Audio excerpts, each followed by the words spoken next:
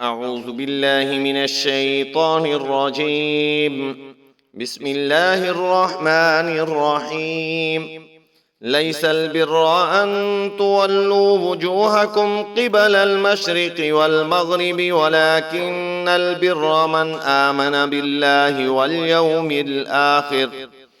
واليوم الآخر والملائكة والكتاب والنبيين وآتى المال على حبه ذوي القربى واليتامى والمساكين وابن السبيل والسائلين وفي الرقاب وأقام الصلاة وآتى الزكاة والموفون بعهدهم إذا عاهدوا والصابرين في البأساء والضراء وحين البأس أولئك الذين صدقوا وأولئك هم المتقون.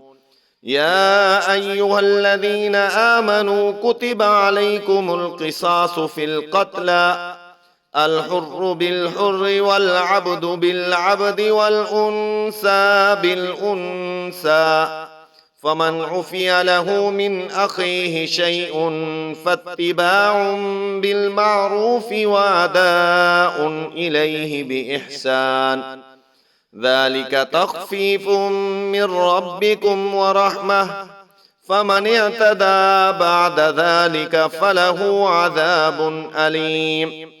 ولكم في القصاص حياة يا أولي الألباب لعلكم تتقون. كتب عليكم إذا حضر أحدكم الموت إن ترك خيرا الوصية للوالدين والأقربين بالمعروف حقا على المتقين.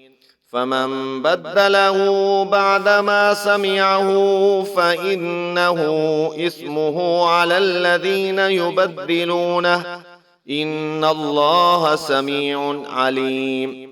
فمن خاف من موص جنفا أو إثما فأصلح بينهم فلا إثم عليه إن الله غفور رحيم.